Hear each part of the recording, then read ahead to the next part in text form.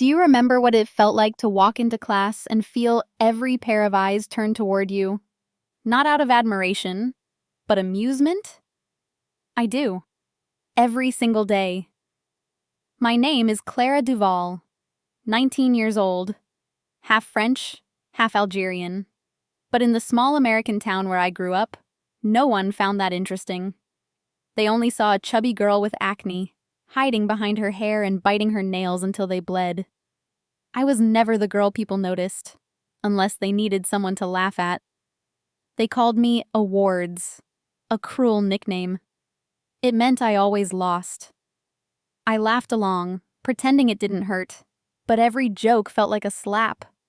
Every whisper, a reminder that I didn't belong. Samantha Reed was my only friend. Beautiful, adored, the kind of girl who walked through hallways like she owned the air around her. I followed her like a shadow, holding her books, listening when she said, "You should smile more, Clara. Maybe then they'd like you." I smiled, even when it cracked something inside me. The others mocked my clothes, my accent, my silence. One boy once said, "You look like you don't even fit in your own skin." I wanted to scream, but all I did was lower my head and walk faster. That was my habit. To survive by shrinking smaller. They thought I was harmless, forgettable. But I remember every laugh, every whisper. I remember Samantha watching, saying nothing, smiling while I burned inside. People say high school is about growing up. For me, it was about learning what humiliation tastes like, and how silence can scar deeper than words. I wasn't born cruel. I was made this way. They buried me under shame. But I learned how to breathe through the dirt. And one day, I promised myself, if I ever rose again, they would remember my name. I was 14 when I decided I'd had enough. Enough of hiding behind hoodies. Enough of pretending not to hear the laughter. That summer, I stopped eating the way I used to. Not because I wanted to be thin, but because I wanted to stop feeling powerless. I ran every morning until my lungs burned. I washed my face so many times it stung. Slowly, my body changed. My skin cleared. And one day, when I looked in the mirror, I didn't hate what I saw anymore. People started noticing me. For the first time, someone said my name without laughing. His name was Ethan Walker. He had that easy smile, the kind that made you believe he saw something in you no one else did. He talked to me after class, asked if I liked art, if I'd ever thought about joining the club. No one had ever asked me anything before. I remember the way my heart raced when he said, "You look different, Clara," in a good way. Different. That word felt like sunlight after years underground. But then, Samantha noticed too. She started joining our conversations, laughing louder, touching his arm when she spoke. And Ethan, he laughed back. I told myself not to care, that I was being paranoid. But I knew how it always went. I was the warm-up act, and she was the show. Every time he looked at her, a part of me shrank. Every compliment she gave me sounded like a warning. "You're getting prettier, Clara. Careful. Boys might start noticing." At night, I stared at my reflection, tracing the new shape of my face, the clearer skin, the smaller body, and I whispered, "Don't let her take this from you too." For the first time in my life, I wanted to be chosen. Not pitied, not overlooked, chosen. It was supposed to be a quiet afternoon, just me and Ethan. He said he wanted to come over to study, to help me with art history. I spent the whole morning cleaning my room, trying on 3 different shirts, pretending not to care. When he arrived, he smiled that easy smile again, and for a few hours, it almost felt real. Then Samantha showed up. She said she was just dropping by, that she missed hanging out like old times. I didn't want to seem jealous, so I forced a laugh. "Sure, stay," I said. "It's fine." It wasn't. We talked, ate chips, played music. My eyelids grew heavy. It had been a long week, and their voices blended into a soft hum. I remember Ethan's laugh, low, familiar, and Samantha's whisper, just before I drifted off. Then silence. When I opened my eyes, the room felt different, smaller, heavier. They were sitting on the edge of my bed, her hands on his face, his lips on hers. For a second, I couldn't move. My brain refused to believe what my eyes saw. Then everything inside me cracked. "Get out," I said. They froze. Samantha tried to speak. "Clara, it's not. Get out."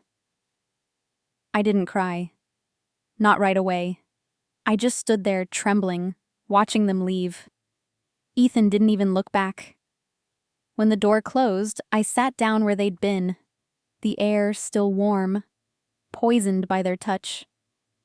My hands shook, but my voice didn't. I whispered, "I should have known. You were never mine, neither of you." That night, I deleted their numbers, burned every photo, tore the pages from my diary. Something inside me died quietly, the part that still believed in kindness. From that moment, I promised myself I would never beg to be loved again. Leaving my hometown felt like shedding an old skin.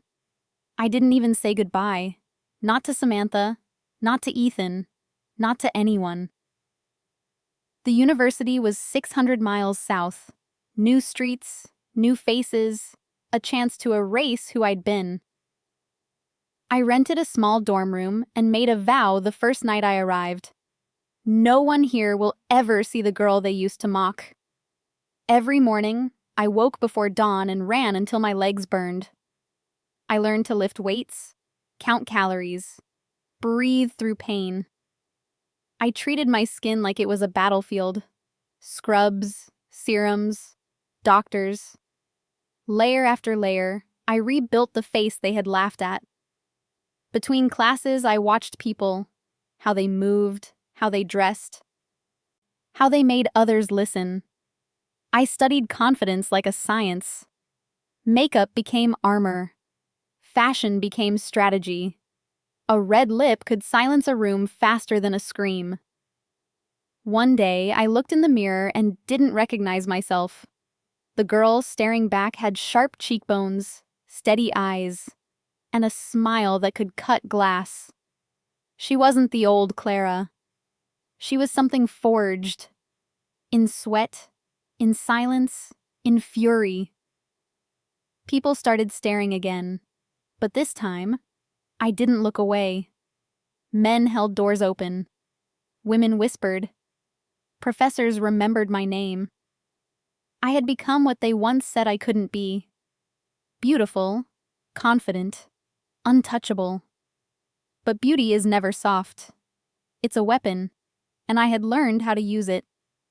Inside, I was colder than ever. Calm, calculated, unbothered.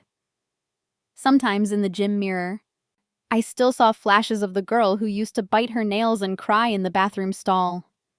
But now, when I saw her, I didn't feel pity.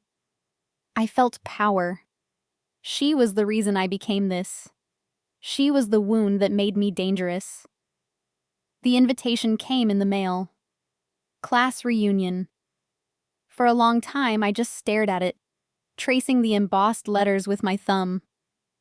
Part of me wanted to tear it apart, but another part wanted to be seen. So I went. The hotel ballroom shimmered with gold lights and nervous laughter. Same faces, older now, pretending they'd grown wiser. I walked in wearing a black dress that hugged every line of my body. Confident, deliberate. Heads turned. Whispers followed. Is that Clara Duval? No way. She looks incredible. Their surprise was delicious. Every glance felt like justice served cold. Samantha was across the room, her smile stiffening the moment she saw me. And Ethan. He froze. Then he smiled, that same easy smile, like nothing had ever happened. He found me near the bar. "Clara," he said softly, "you look different." "Do I?" I asked, sipping my drink. "Or do you finally see clearly?" He laughed nervously.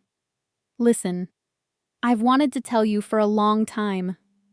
I'm sorry. About what happened back then." "Which part?" I said. "The betrayal or the silence?" He looked down. "Both. You know, we were kids. People change." I smiled. Polite. Cold. "You're right. People do change. Some just evolve faster." He hesitated, then tried to recover his charm. "Maybe we could start over sometime? Dinner, maybe?" I looked at him. Really looked. The same boy who once made me feel invisible now standing there, desperate to be noticed. "I don't think so, Ethan." I set down my glass.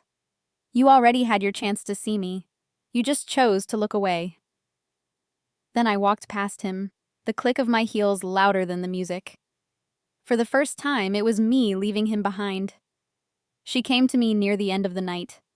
Perfume sweet, smile polished, like nothing had ever broken between us. "Clara," she said softly, tilting her head, "you look unbelievable. I almost didn't recognize you." I didn't smile. "That's the point." She laughed, a delicate sound that didn't reach her eyes. "I mean it. I've missed you. We were so close once, remember? Maybe we could start over?" Her words were smooth, rehearsed, the kind you say when you want something, not someone. I watched her face as she spoke, the way her lips trembled just enough to look sincere, the way her eyes flicked toward the crowd to see who was watching. "You haven't changed, Samantha," I said quietly. "You've just learned better lighting." She blinked, confused. "What's that supposed to mean?" "It means I see you now," I said.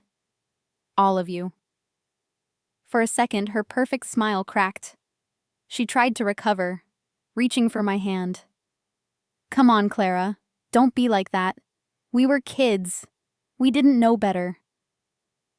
I pulled my hand back. "No, you knew exactly what you were doing. And now, so do I."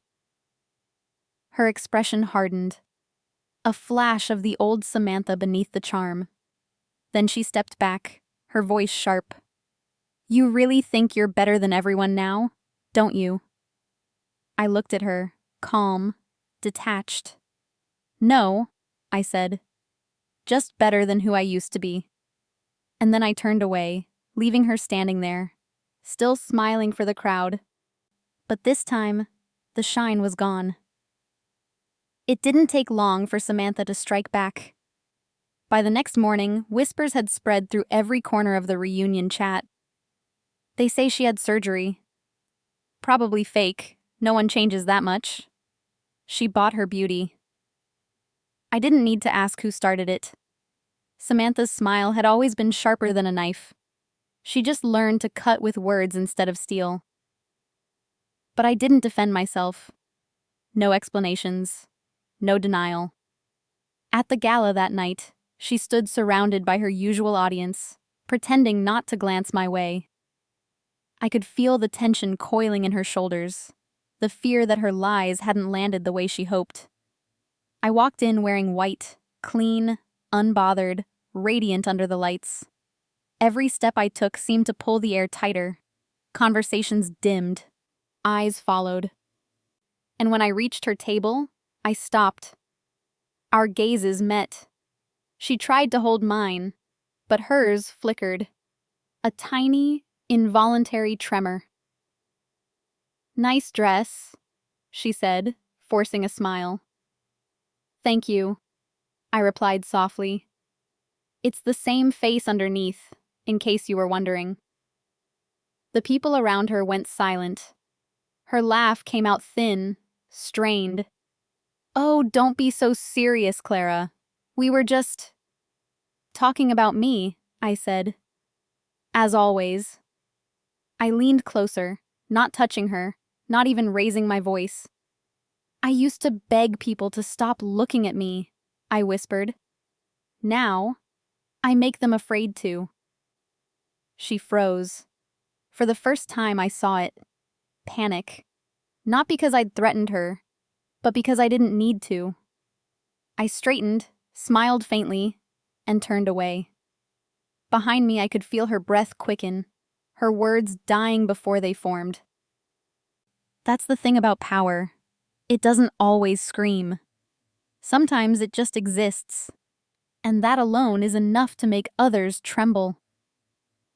The night was quiet when I left. City lights melted into streaks of gold on the windshield as I drove.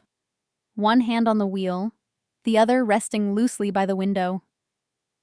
The radio played something soft, but my mind was louder. I thought about them. The laughter, the whispers, the years they stole from me. About Samantha's perfect smile cracking under fear. About Ethan's voice, shaking when he said he was sorry. For a long time, I used to dream of this moment, of standing in front of them, finally winning.